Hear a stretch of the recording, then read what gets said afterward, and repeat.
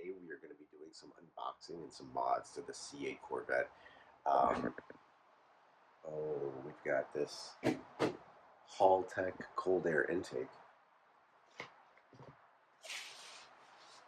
We've got this ported throttle body from Solar Performance. And from Lethal Performance, we've got this ported manifold. So we're going to be putting them all together, and let's do some unboxing, shall we? I've got my little matchy-matchy utility knife.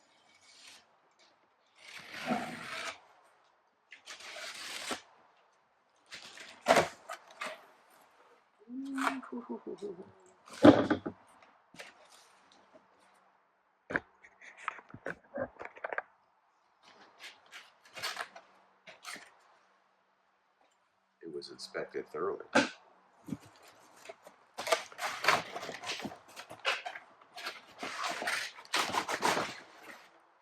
Very nice, secure packaging.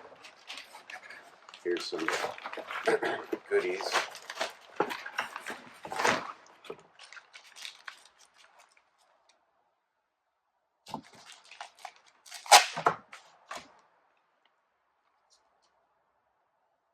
Came with some, oh look at that, Bitto honey, except if you're trying to avoid carbs. And this is the cold air intake. Online they suggest that this thing will make an additional 17 to 20 horsepower. I'm going to be conservative and say if I can get 15 out of it, I'll be very pleased. It's got a metal backplate. You're going to have to take this whole thing apart. There are some screws in the front. The filter is in here. And there's going to be some slight modification that needs to be done to the C8 because I have a hardtop convertible. You can actually see the blue air filter in there. The air is going to come in from both sides. This will give this Corvette a lot more air to breathe, basically bigger, better lung capacity, and by more oxygen to the tank, I should say to the engine, you're going to get more performance. All right, moving down the line in an effort to get more horsepower, we have here this ported throttle body. So basically what they do is they take a throttle body that someone has turned in. They're in really good condition. I mean, these things last hundreds of thousands of miles. So when you say like a refurbished one, people are like, I don't want to use one. Well, you know what? The one I have in my car is technically used right now. So if I took the one out of my car and I modified it, that would be considered a used ported throttle body. I have no problem with that, especially with the fact that these are designed to last a super long time. So this is the ported throttle body. I don't know if you can see, but there is porting that's done up in this edge here, which gives this a lot more air in idle. It also gives it a lot more air while you're running the car. There's sensor inputs, etc. We're going to take this out. There's four, I don't remember if they're 10 millimeter screws or 15 millimeter bolts that are going to come out of here to put this directly on, and we'll get this thing going. So yeah, that's the ported throttle body from Solar Performance, S-O-L-E-R. Pretty awesome stuff. And last but certainly not least of our unboxing, we are going to open this ported manifold, because once we're in that engine bay, we're going to replace the manifold, the ported throttle body, and the cold air intake. And we're hoping to gain anywhere between 30 to 50. I'm going to say it'll probably be somewhere closer to 30 or 35. I'm hoping at least 40 horsepower additional. So similar to the ported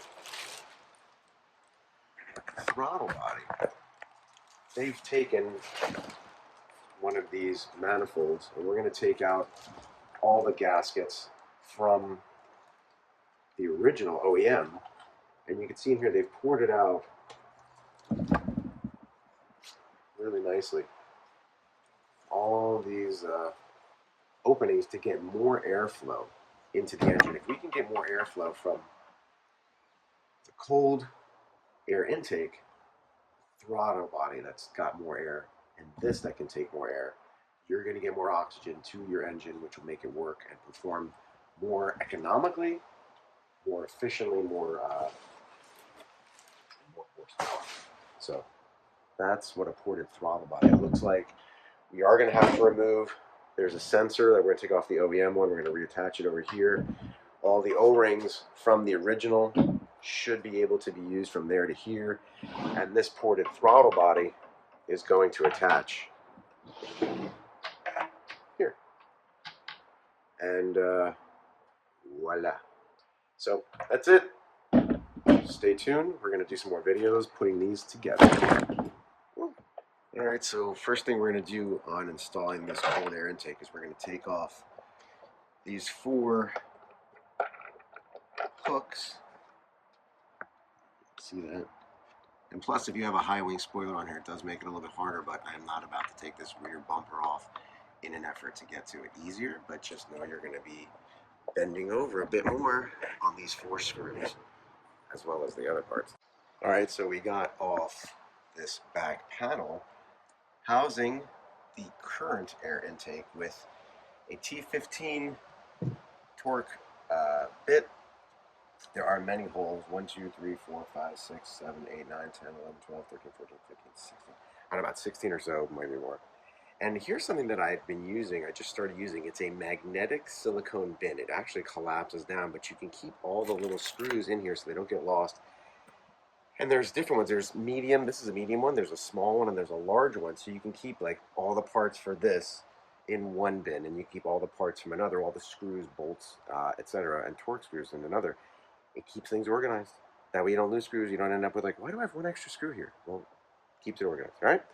All right, guys, it's the end of the day. I'm finishing up, and boy, was this a tough day. That cold air intake was much tougher than it should have been. I also changed the manifold, and look at that, the very nice manifold cover that I custom painted. That looks just amazing. I don't know if you can see it, but that looks sick. So I got that on there. The manifold is easy to change out. The throttle body, the ported throttle body, easy to change out. The cold air intake, that was tough. That took a lot of work, a lot of finagling. I had to climb in the engine bay. Luckily, I'm not a big guy. If I was a big guy, this would have been a problem. I was in the trunk, in the engine bay, and this big, beautiful high-tail spoiler made it much more challenging because you have to reach over that to get through there, so that's why I had to climb in. If I was 6'5" or, 200-some pounds, there's no way that I would have been able to do all that. Thank God I'm small but mighty guy.